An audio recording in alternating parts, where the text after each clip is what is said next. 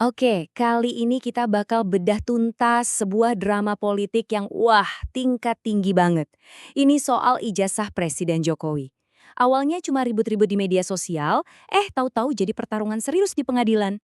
Pertanyaannya kan, gimana ceritanya sebuah pertanyaan politik yang kesannya sepele, kok bisa jadi pertaruhan hukum yang resikonya gede banget?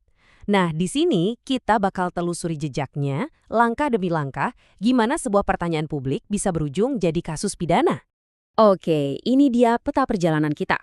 Pertama, kita lihat gimana opini di medsos bisa berujung laporan polisi. Terus, kita benturkan narasi yang beredar dengan fakta yang ada.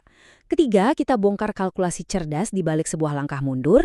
Keempat, ada manuver diplomasi apik di Solo. Dan terakhir, kita ambil pelajaran penting soal bahaya echo chamber. Siap ya? Yuk kita mulai. Oke, kita mulai dari bagian pertama.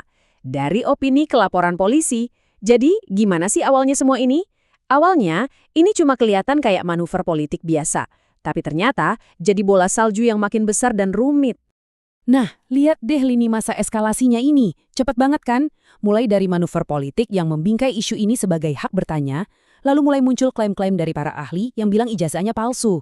Nggak berhenti di situ, levelnya naik jadi konfrontasi langsung. Puncaknya, ya ini, laporan polisi mulai masuk. Dari sini, isu yang tadinya cuma di ranah publik resmi ditarik ke sistem peradilan pidana. Dan di titik inilah permainannya berubah total. Medan pertempurannya pindah.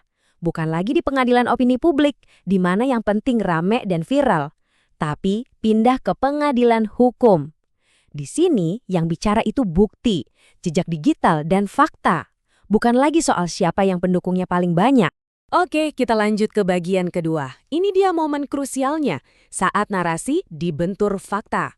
Inilah titik balik di mana semua klaim, semua cerita yang dibangun di dunia maya harus diuji dengan bukti fisik yang nyata. Jadi ada dua arena kebenaran yang berbeda banget. Di sebelah kiri kita punya opini di media sosial. Isinya apa? Ya klaim pemalsuan, analisis foto digital, spekulasi publik yang liar.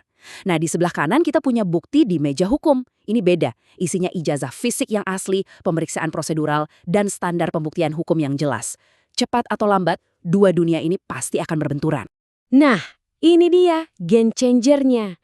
Ada kutipan dari Ibu Elida Neti yang notabene adalah pengacara dari Egy Sujana sendiri. Beliau bilang dokumennya terlihat wajar dan dimakan waktu, bukan hasil rekayasa. Pernyataan ini keluar setelah beliau memeriksa langsung ijazah fisiknya. Ini penting banget karena pengakuan datang dari kubu seberang. Pengakuan hukum ini, boom, langsung meruntuhkan seluruh fondasi argumen ijazah palsu di pengadilan. Ini jadi bukti nyata kalau di ranah hukum, satu bukti fisik yang otentik itu jauh lebih kuat daripada ribuan analisis dan narasi yang dibangun berbulan-bulan di dunia maya. Lanjut ke bagian 3.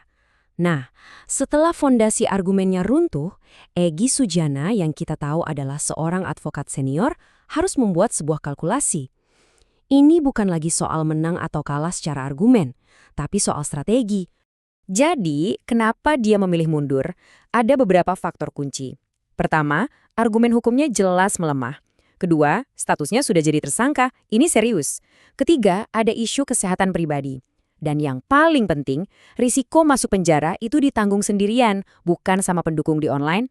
Jadi, pilihannya adalah terus maju dalam pertarungan yang kemungkinan besar kalah, atau mundur secara strategis. Ini bukan menyerah, ini kalkulasi. Ada pepatah yang pas banget untuk menggambarkan situasi ini. Maju untuk hancur adalah kebodohan, mundur ke posisi yang lebih strategis adalah kemenangan yang tertunda. Ini esensi dari sebuah langkah pragmatis. Ini soal bertahan hidup untuk bisa bertarung lagi di lain hari. Oke, bagian 4. Kalkulasi tadi akhirnya membawa kita ke sebuah babak yang cukup mengejutkan, yaitu manuver diplomasi di Solo. Sebuah pertemuan langsung antara Egy Sujana dan Presiden Jokowi. Dan dari pertemuan ini muncul dua narasi yang berbeda. Dari kubu Egy, narasinya adalah beliau datang untuk menasihati penguasa. Tujuannya?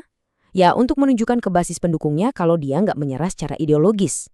Di sisi lain, dari kubu Jokowi narasinya lebih simpel, menerima permintaan maaf dan ada momen pelukan. Tujuannya? Untuk tampil dewasa dan pemaaf. Cerdas kan?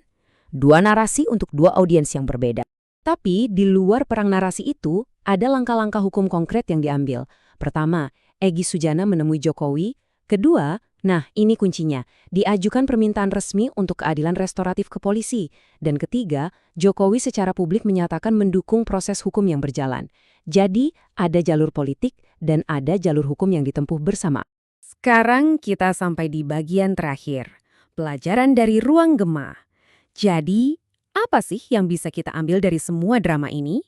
Jelas, ini adalah pelajaran besar tentang resiko salah mengartikan narasi online sebagai realitas hukum. Untuk melihat pelajarannya lebih jelas, kita bisa bandingkan dua jalan yang berbeda ini. Di satu sisi, ada Egy Sujana. Dia memilih jalur diplomasi dan keadilan restoratif. Hasilnya, kasus hukumnya kemungkinan besar dihentikan. Di sisi lain, ada Roy Suryo. Dia memilih untuk terus melanjutkan pertarungan hukum. Hasilnya, berkas perkaranya dinyatakan lengkap atau P21 dan dia harus menghadapi persidangan. Dua pilihan, dua hasil yang sangat kontras. Nah, ini semua ada hubungannya dengan yang namanya echo chamber atau ruang gema. Itu adalah sebuah lingkungan di mana kita cuma ketemu informasi atau opini yang sama dengan keyakinan kita sendiri. Di dalam ruang ini, narasi bisa terasa jauh lebih kuat daripada kenyataan. Dorongan untuk terus berjuang seringkali datang dari orang-orang yang tidak menanggung risiko apa-apa. Dan Egy Sujana, sebagai seorang advokat berpengalaman, sepertinya paham betul akan hal ini. Dia memilih untuk tidak menjadi martir untuk sebuah narasi yang secara fakta sudah terpatahkan oleh bukti fisik. Dia sadar, sorak-sorai di dunia maya tidak akan menolongnya di ruang sidang. Ini membawa kita ke pertanyaan penutup. Ketika narasi yang begitu kuat berbenturan dengan fakta yang keras, dan semua keramaian ini berakhir, siapa yang sesungguhnya harus menanggung semua risikonya?